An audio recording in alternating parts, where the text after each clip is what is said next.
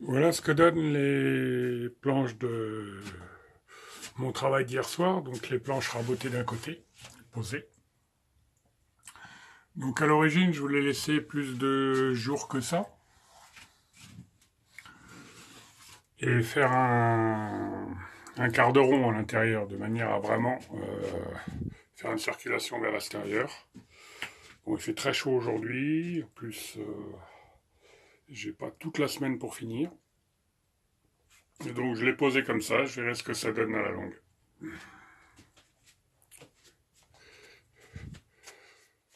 Côté extérieur, ça fait une paroi, et celle-là, de manière à laisser respirer entre les planches, je ne poserai pas de couvre-joint par-dessus.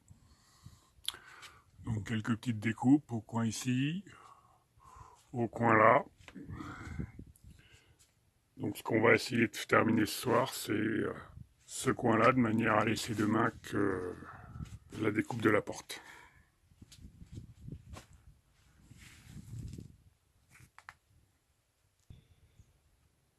Même si on est en Normandie, il fait très lourd aujourd'hui, très chaud. Donc quelques petites conneries. Un bon coup de scie. La lame a pris un coup, mais ça va, ça pourrait être pire. Et pareil sur une coupe longitudinale. Le problème d'avoir les tréteaux dans ce sens-là, c'est que si je pense pas décaler ma planche comme je la coupe à longueur, et comme derrière c'était plus court, c'était du 2,10 m à la place de 2,18 m, un moment d'inattention et c'est parti. Donc le dernier angle est bouché, présenté, fixé. Là je m'attaque juste parce que j'ai un problème. Mon bas de poteau doit pas être droit, faut que je vérifie. Donc j'ai donné un petit coup de rabot pour mettre à fleur ici de manière à ce que ça plaque bien. Un autre petit souci, je le savais, mon angle là au niveau de la pose des poteaux était plus large, donc j'ai juste mis une petite baguette en attendant, de manière à pouvoir fixer correctement pour pas avoir trop de désaffleurs. Donc le ponçage, quand il fait chaud, on en prend partout, mais ça le fait. Donc on va finir le petit coup de rabot ici et présenter la dernière planche. Comme il y avait trop de désaffleurs, le rabot c'était trop long. Qu'est-ce que j'ai fait? J'ai dégrossi au ciseau à bois avant. Là c'est récupéré. Donc, un bon tas de copeaux encore, parce que mine de rien, il en avait pas mal enlevé. Et pourquoi je voulais absolument bien faire, parce que j'aurais pu laisser, c'était de manière à ce que la planche ici tape, plaque contre le poteau. Cette planche, elle va être légèrement découpée. Et c'est là-dessus que vont se prendre les charnières de la porte. Alors c'est pour ça que je voulais quelque chose qui soit bien solide. Un petit outil que j'utilise régulièrement, c'est ça. C'est une règle avec une graduation. Et en définitive, la plaque métallique derrière coulisse. Et c'est très pratique. Là, elle est réglée sur 15. Si je veux vérifier que mon désaffleur, j'ai bien 15. Il est comme ça permet de tracer. Pourquoi je l'utilise là? Parce que là, ça sera là, c'est le montant, donc le retrait, c'est le retrait de la porte. Et comme je veux 15, je m'aperçois que j'ai moins. Voilà. Effectivement, j'ai un jour. Alors un petit coup de maillet, on remet ça et on refixe en bonne position.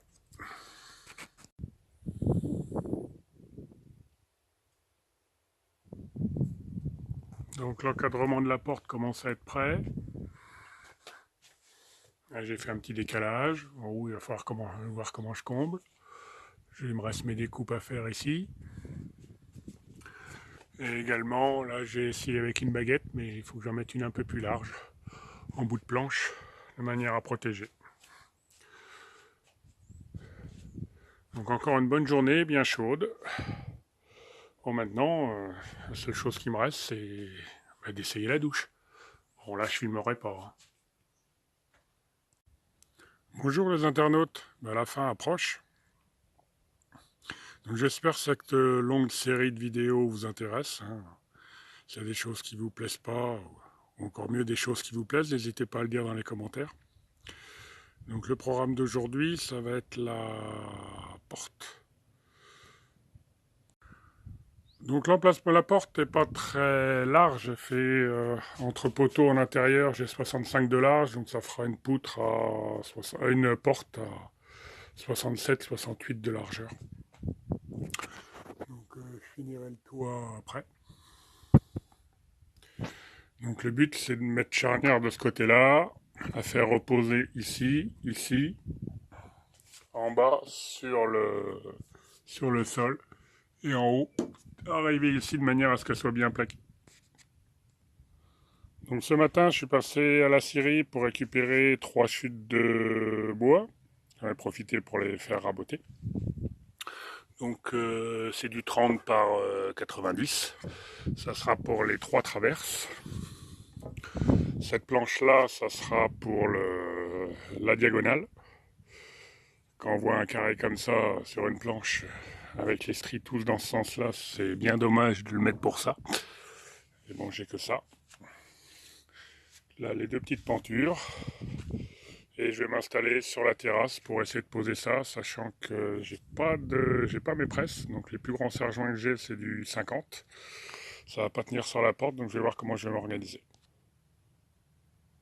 Comme d'habitude, ça commence avec le rail, avec la mise en longueur et à largeur et la rectification des planches. Donc on va l'assembler après, avant, calculer pile poil la largeur et faire ça tranquillement.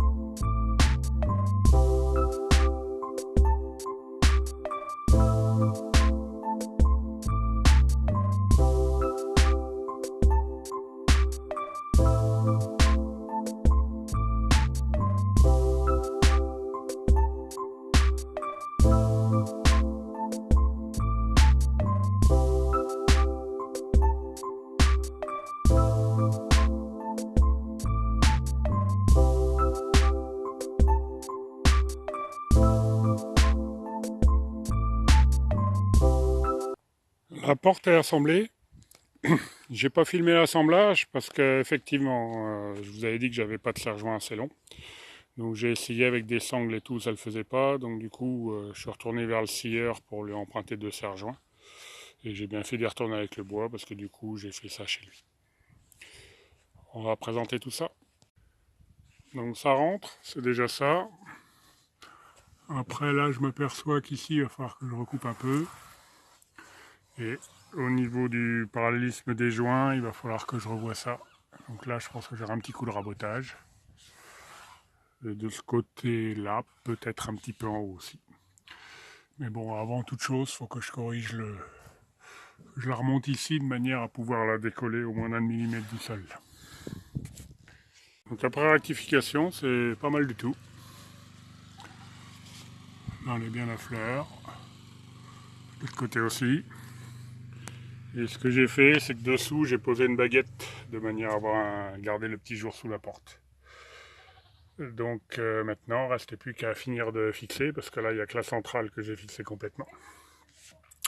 Des traverses. Celles-là sont à fixer. Et les finitions. Donc pour le fixer, j'utilise les restes des vis de terrasse que j'avais, donc en 45. Le reste du bardage est fixé en 35, mais comme là c'est sur la porte et en plus c'est du 30 qu'il y a derrière, il n'y a pas de souci.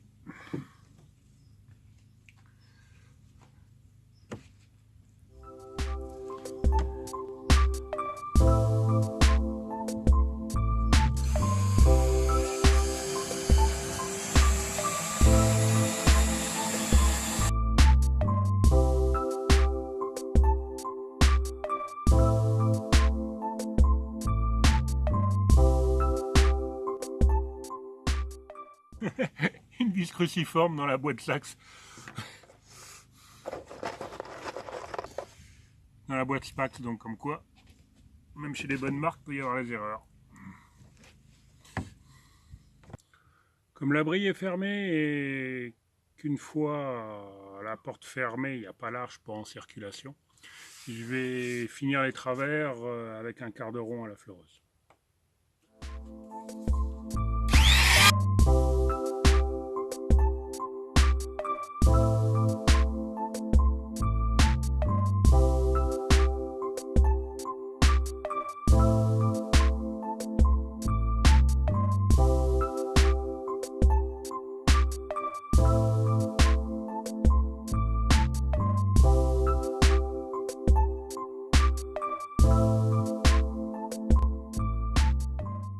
Je m'en suis aperçu, j'avais commencé, mais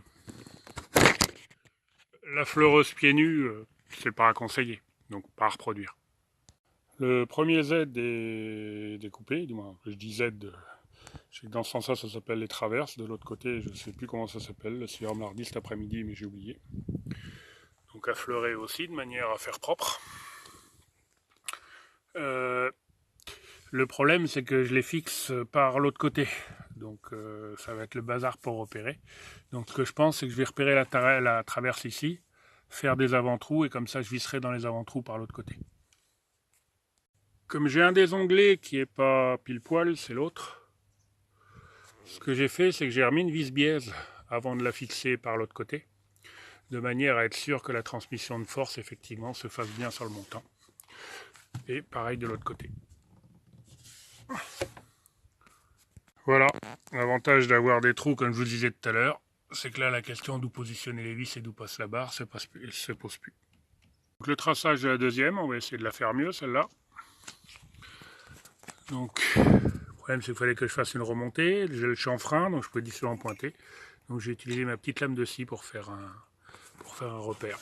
Ce qui fait que là, je me retrouve effectivement avec juste deux repères discrets qui me permettent de dire mon bison. Donc voilà ce dont je vous parlais, la position à fleurage de la scie circulaire. Ça permet vraiment de faire une très légère découpe. Donc là j'ai fait les deux côtés, de manière à m'assurer que j'étais effectivement pile poil sur mon trait. Bon, promis, je vais arrêter les voilà parce que j'espère que vous ne les comptez pas, parce que depuis toutes les vidéos, ça commence à faire un sacré nombre. Tracé, il n'y a plus qu'à passer à la découpe. Bon, la deuxième est un peu mieux.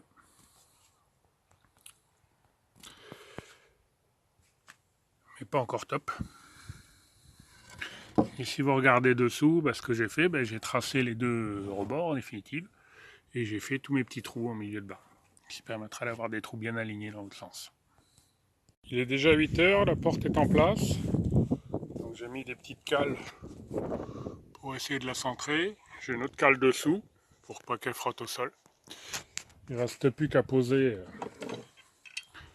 les pentures. Maintenant c'est ma première porte et c'est aussi ma première pose de penture. Donc on va tenter, on va voir ce que ça donne. Les charnières sont posées.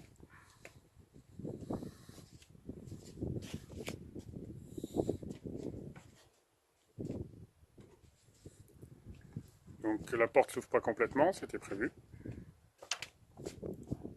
Et j'avoue que pour ma première porte, je suis assez content de moi. C'est pas du tout rabaissé. Il reste maintenant à réfléchir à un système de fermeture. Et finir toujours le haut. J'ai fini le toit. Donc j'ai été généreux avec la colle polyuréthane de manière à faire l'étanchéité et les désétanchéités. Donc là j'ai rajouté une baguette de manière à couvrir mes bouts de planche, mes bois de boue. Donc le bois, le toit il est simplement vissé et l'étanchéité de ce côté-là se fait avec la colle. Donc j'ai posé mon premier couvre-joint. Donc je les ai rabotés pour les biseauter de manière à ce que la pluie rentre pas trop dedans parce qu'eux ils sont plus larges. Et j'ai également passé à la fleureuse les deux bords. Donc maintenant il y en a 6 autres à faire, sachant que derrière j'en mettrai pas de manière à faire aérer. Donc les couvre-joints ça a été coupe à longueur, planche inclinée sur le tréteau, coup de rabot pour faire le biseau en haut pour l'écoulement. Et les quarts de rond sur les côtés, je le fais à la fleureuse. Le projet, comme la vidéo, touche à sa fin. Donc les couvre-joints ont été posés. Juste une petite erreur sur le dernier, c'est pour ça qu'il y a plus de vis. Parce que bien sûr, je les pose à l'envers. Donc on voit les méplats en haut. On voit l'angle. Un petit aspect général de l'abri, voir ce qu'il donne.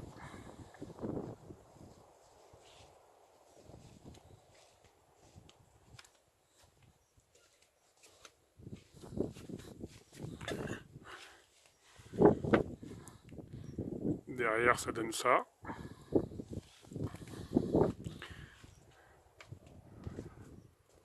Une fermeture provisoire toute simple.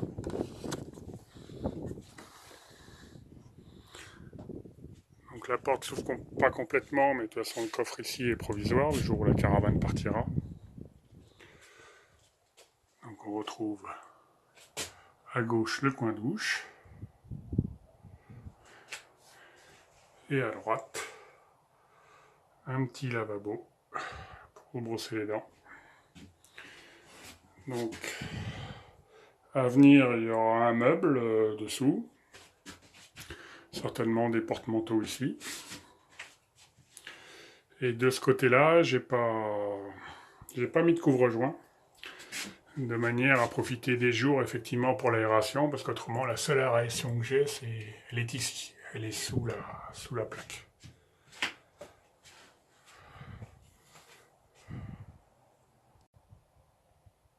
Merci d'avoir suivi cette longue série de vidéos sur la réalisation de cet abri de douche en bois extérieur. Vidéo tout à fait modeste, je ne suis pas un professionnel. Il y a beaucoup de choses, c'était des premières. Les mortaises, la porte. Le bilan, c'est déjà la perte de temps sur le classe 4 au départ, qui était tordu. Donc le classe 4, si vous en prenez comme ça, soit vous l'usinez et le fixez tout de suite, ou le mettez sous serre, vous le faites pas sécher comme j'ai fait, parce qu'il bouge dans tous les sens.